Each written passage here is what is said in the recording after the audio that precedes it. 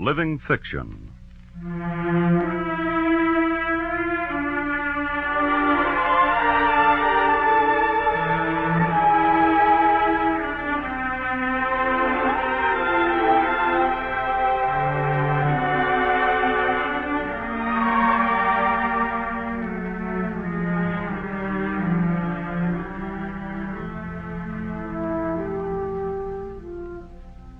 Northwestern University, in cooperation with the National Broadcasting Company, brings you a radio dramatization of another timeless story, The Canterville Ghost by Oscar Wilde, another in a series of living fiction.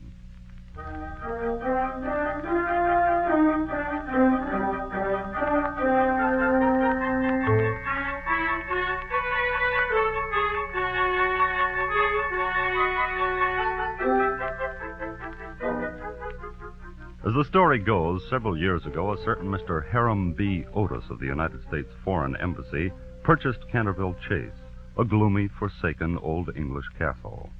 Everyone told him that he was doing a very foolish thing, for there was no doubt the house was haunted. Even Lord Canterville himself, whose family had owned Canterville Chase for hundreds upon hundreds of years, felt it his duty to mention the ghost to Mr. Otis when they met to discuss terms. And I feel it my duty to warn you, Otis. We've not cared to live in this place ourselves since my grand aunt, the Dowager Duchess of Bolton, was frightened into a fit by two skeleton hands being placed on her shoulders. I appreciate your telling me, Lord Canterville.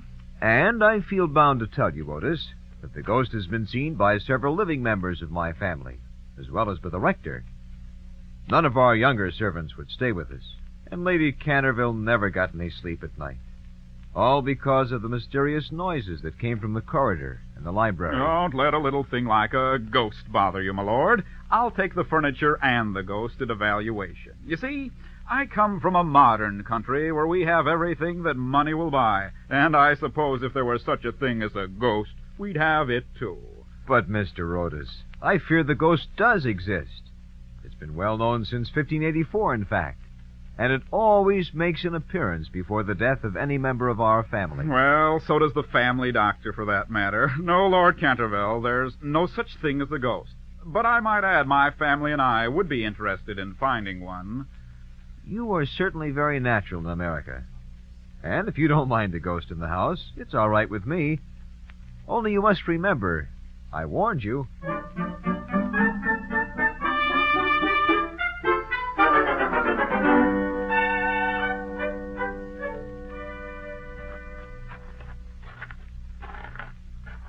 So this is Canterville Chase. Gee, look at those big towers and twisted trees all around the house. I'll bet they've been here for 1,000 years. Hey, Dad, did you see all those rabbits near the house where you parked the car? Gosh, Johnny, we'll sure be able to shoot lots of them with our BB gun. Now, twins, we'll have no shooting around here. You did enough of that back home. Oh, my, it's so quiet and secluded. You know, I think I'm going to get some rest after all. I knew you'd like it, dear. Otherwise, I wouldn't have bought it. But it does look awfully dark and mysterious. Oh, that's just because those big clouds are covering up the sun. It does look as though it might rain soon, though. Well, here we are at the door. Oh, I'm so excited. You know, it looks just like the old castles we used to read about in school. It does look sort of romantic, doesn't it? Might as well go in now. It should start to rain any minute. Oh, look. There's even a crest on the door. And the door knocker, Virginia. That's more important. Lord Canterville said there's to be a housekeeper here. Well, we'll soon find out.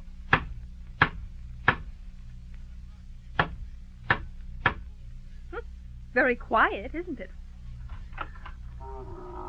Yes? How do you do? I'm Mr. Otis from America. Oh, yes. I bid you welcome to Canterville Chase.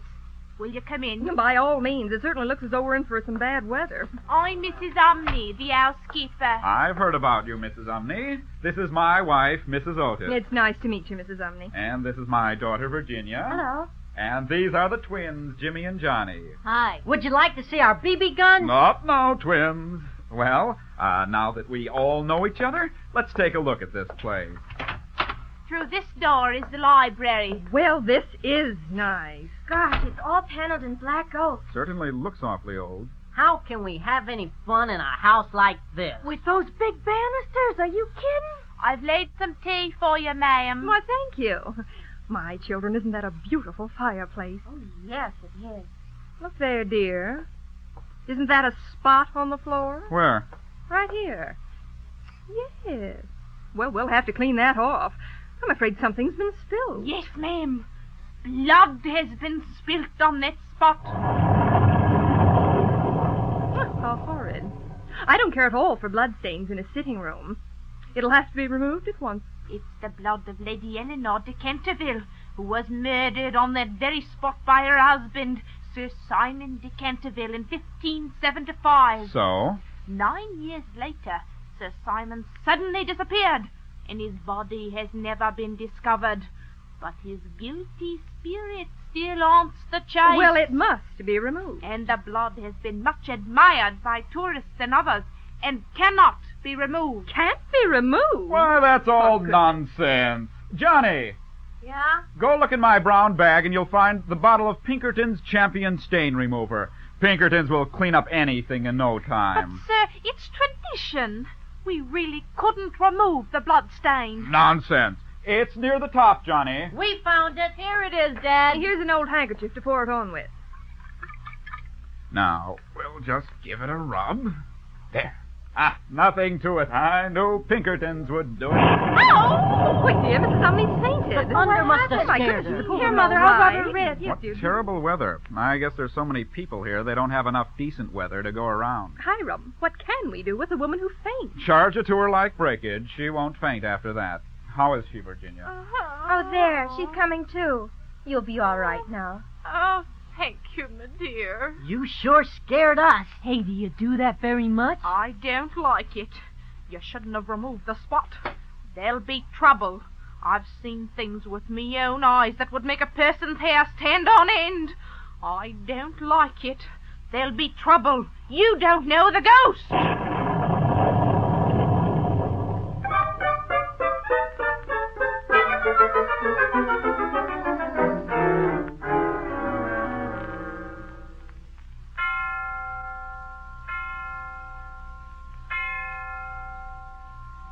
There.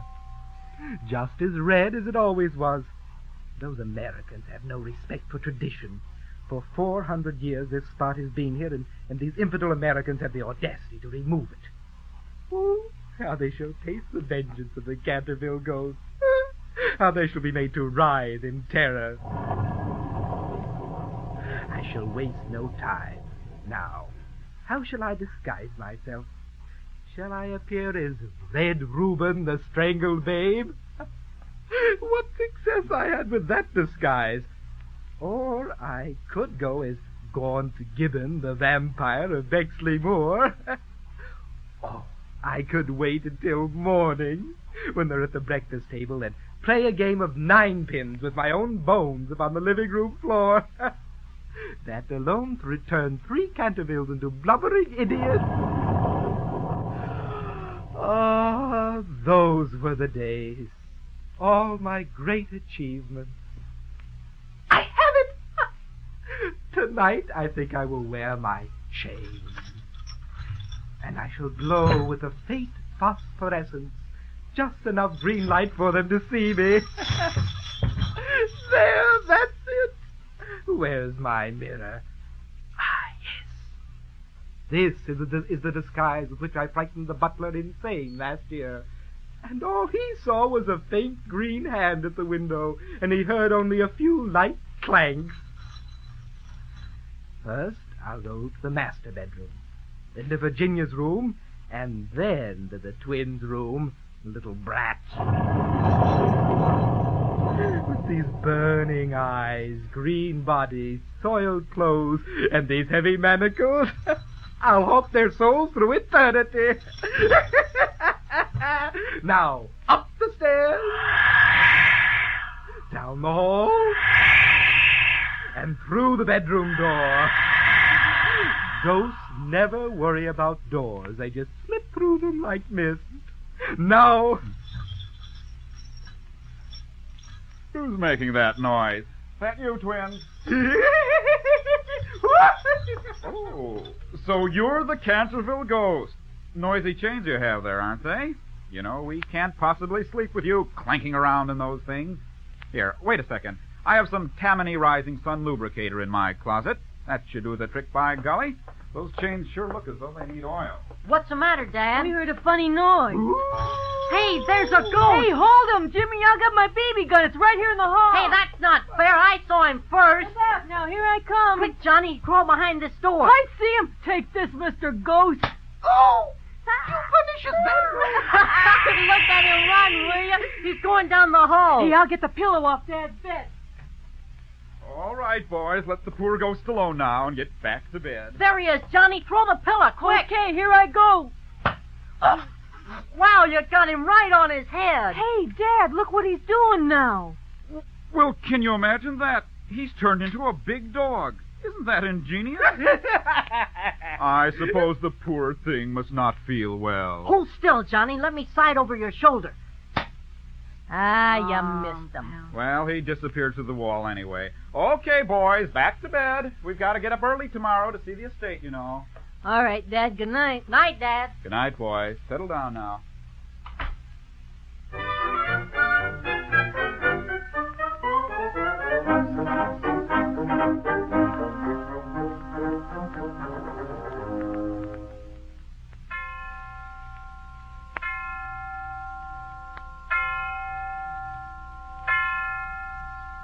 The nerve of some people. Oh, the humility of it all. Oh, and such ignominy, offering me lubricating oil, shooting little guns at me, hitting my head with a pillow. Oh, and to think that very same stunt of mine turned Lord Raker's wig gray in a single night. Ah, but things shall be different.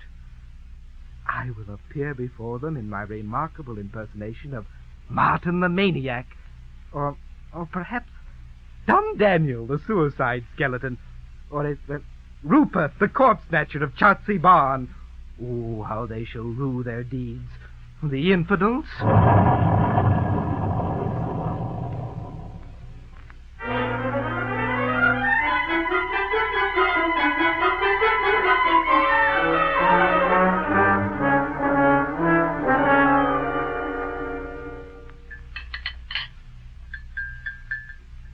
May I have the toast, please, Mother? Certainly, dear. Hiram, have you noticed how the rain left the grass and trees so nice and clean? Yes, it was quite a storm, all right. Too bad you missed seeing the ghost last night, Virginia. Oh, I'm so far away from everyone at the other end of the hall. I guess I slept through all the excitement. I wasn't there last night either, but I must say that considering the length of time he's been here, I don't think it's at all polite to throw pillows at him. On the other hand, if he insists on refusing to use the oil I offered him, well, we'll just have to take his chains away from him. Otherwise, it's going to be impossible to sleep with such a racket going on in the hallway. Hiram, did you notice that blood stain? It's back on the library floor again. It is? Yes. Well, there's another thing we shall have to warn the ghost about. No unsightly stains on the floor, and he might just as well realize that we are firm on that principle right now.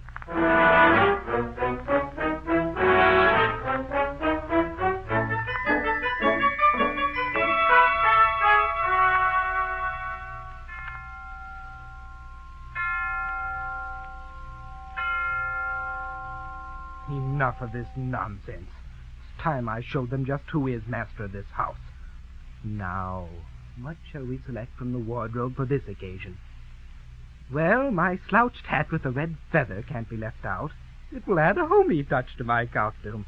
Oh, a nice winding sheet, frilled at the wrists and necks. And, oh yes, I mustn't forget my rusty dagger. Now, let them dare to scoff at me. Me, the Canterville ghost. Now, down through the wainscoting. And up the stairs. Let's see now. First I shall go to Virginia's room, and I shall stand at the foot of her bed and gibber. Then I will stab myself in the throat 3 times to the sound of low music. Then to the master bedroom where... Oh, what shall I do? Oh, yes. I will place a nice, cold, clammy hand on Mrs. Otis's forehead while I whisper into the ear of her trembling husband the awful secrets of Canterville Chase. I might grabble at the counterpane with palsy-twitching fingers a few times, too. And as for those twins, oh, what a lesson I'll teach them. First, I'll sit on their chests and stifle them. Then I'll stand between them in the form of an icy green freezing corpse till they become paralyzed with fear. And finally, as my pièce de résistance, I'll divest myself of my sheet and crawl around the room with white bleached bones and one rolling eyeball. That alone made Lady Barbara Modish die a raving maniac. Now, down the hall. It's almost time. They should be sleeping peacefully. All I have to do is drift around the corner, and then I can... Ow! Another ghost! And I have come to haunt you, Canterville No, Ghost. those fiery eyes, that horrible loose mouth. Oh, it can't be! Not another ghost, not another one! Did you see him run? Guys, that was funny. Did you see his long sheet streaming out behind him? Yeah, and the way he ran through that wall and the look on his face. Come on, let's follow him. Through a wall? Don't be silly. Hey, where'd you ever learn to yell like a ghost? The same place you learned to write like a ghost. Gosh, the expression on his face when he read What that. are you boys doing up so late? And what are you doing with that sheet and Father's flashlight? You tell her, Johnny. Well, we wanted to scare the ghost, Virginia, so we rigged up the sheet over these boards and cut holes in the top and pasted red paper over the holes. Holes in the sheet. Oh, just wait till Mother sees that. And what's this sign? Ye Otis Ghost, ye only true and original spook. Beware of ye imitations. All others are counterfeit. Did you twins write this? Sure. We pinned that sign on our ghost. Boy, you should have seen him run.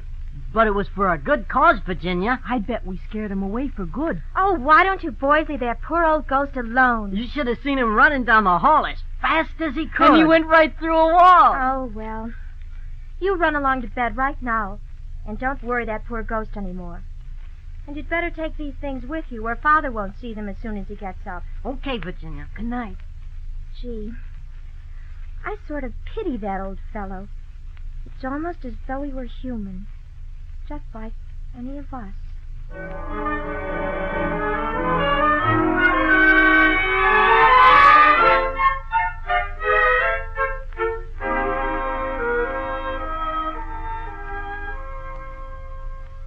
Good morning, dear. Oh, what are you doing on your hands and knees? Oh, it's this floor. It's still just like it was when we came here. That Canterville ghost seems to be very fond of this blood spot. Well, he's not only a noisy ghost, but a persistent Well, one. I certainly wish he'd be more considerate. Cleaning spots off floors isn't the world's most pleasant task. I thought you scrubbed that spot off yesterday. Oh, I did. But Mr. Ghost felt differently about it last night. Gee, that's the 5th straight time. Hey, and look. Yesterday the spot was kind of dull red. Today it's yellow. Wonder why that is. Gee, that's funny. Well. Business as usual, I see. Still at it, eh, dear? Yes, Hiram, and I'm getting very tired of it. Very tired. I notice this time the spot's green. And we're practically out of Pinkerton spot remover, too. Oh, Virginia, would you get me a rag, please? Oh, Mother, why don't you leave it alone? That spot won't hurt anything. Why, what's the matter, Virginia? Oh, I'm sorry. I'll get a rag for you. No, I wonder when he'll tire of painting that spot back on. First bright red, then dull red, next yellow and blue, and now green. Oh, I wish he'd at least make up his mind.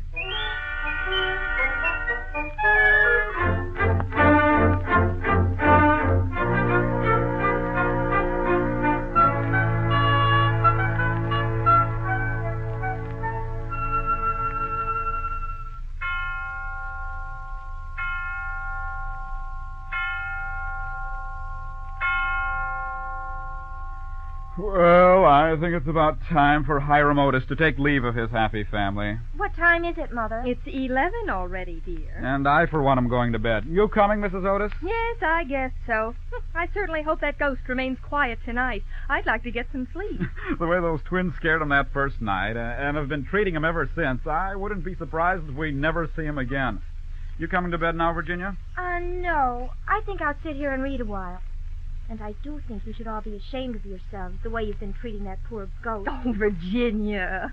Come to bed soon, dear. I will. Good night. Good night, Virginia. Good night, dear. Don't read too late. Oh.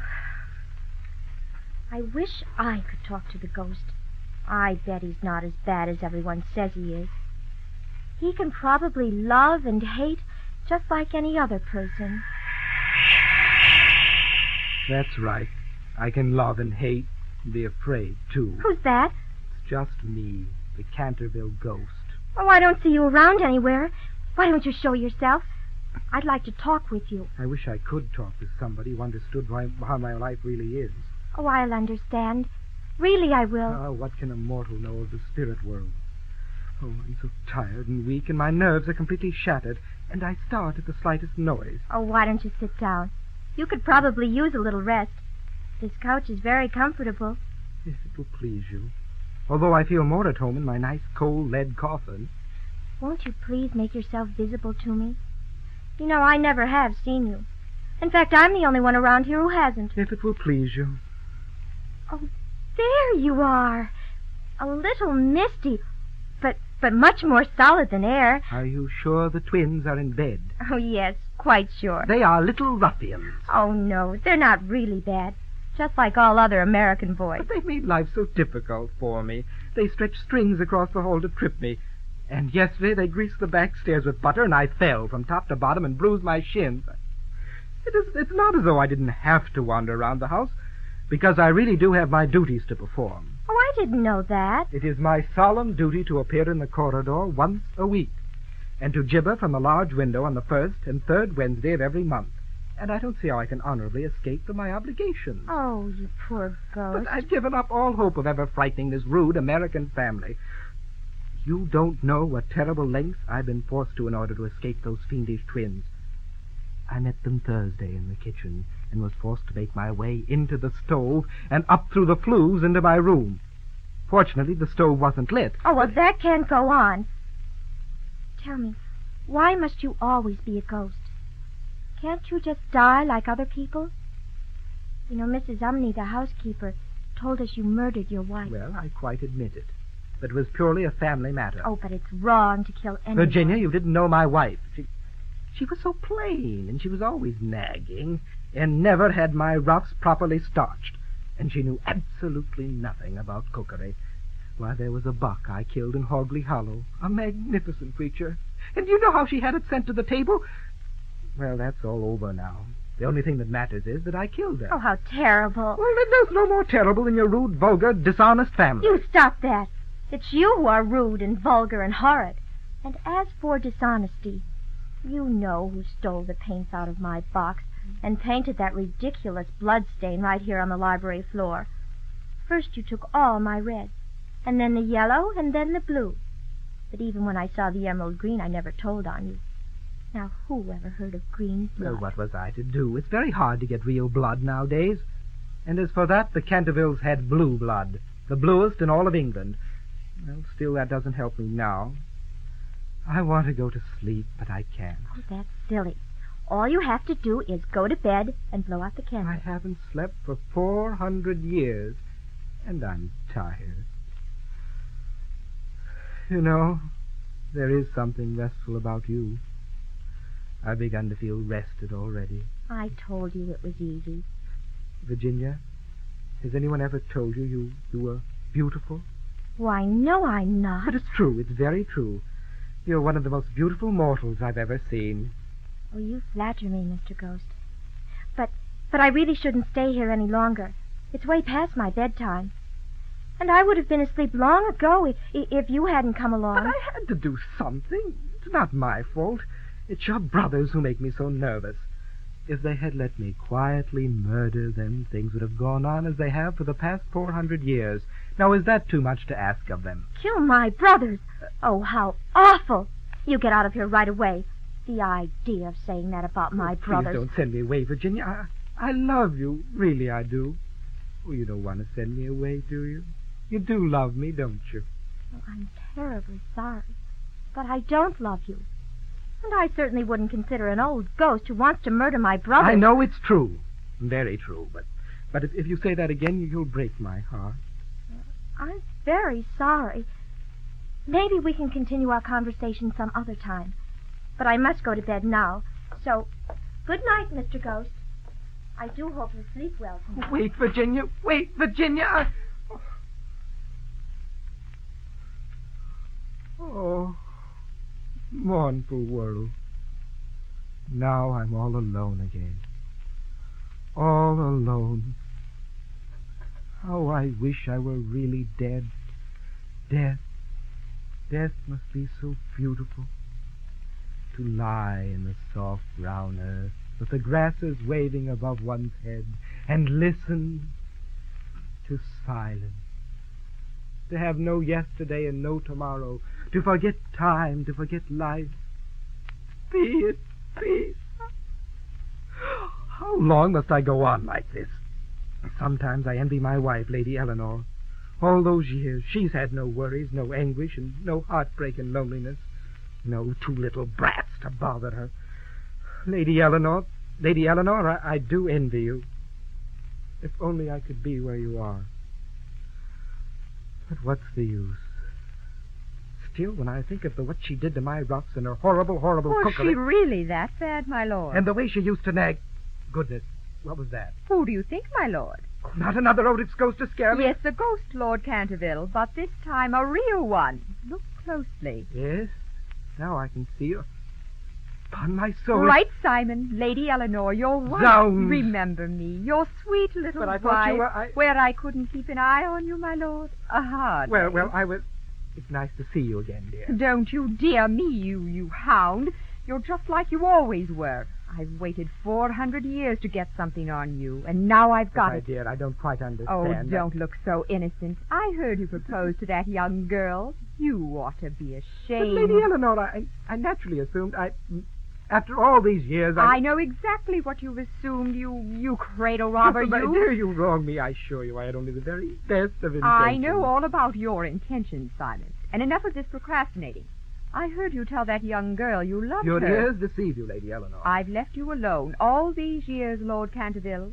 But now I think it's about time I look after you. Nonsense, my dear. There's no need for that. Now, I've been getting along perfectly splendid. Yes, I can see that.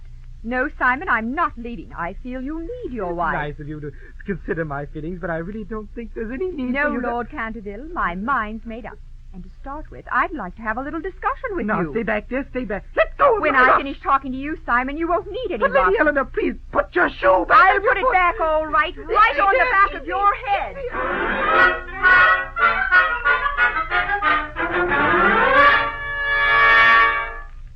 Hey, Mom, come here, quick. Look what we found in the library, Dad. Guess what we found? You've never seen this before. What in the world is all this commotion about? Now, quiet down, children. What's happened? Over here by the fireplace. I don't see anything. Right here on the floor. Oh, my goodness.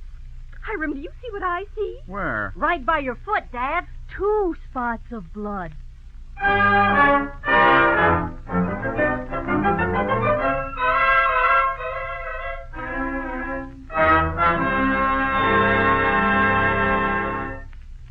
The Canterville Ghost by Oscar Wilde is another in the series of living fiction presented each week by Northwestern University in cooperation with the National Broadcasting Company.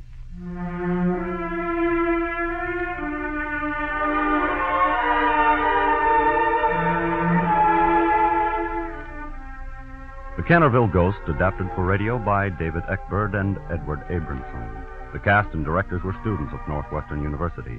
Mr. Otis was played by Don Niff, Virginia by Pat Harner, the Ghost by Richard Swift. Others in today's cast included Faith Kellogg, Bert Weil, Norma Leonza, Nancy Shields, Christine Gehring, John Bowditch, the assistant director Barbara Clark, the director Joseph Gillis. This is Don Anderson speaking. This is the NBC Radio Network.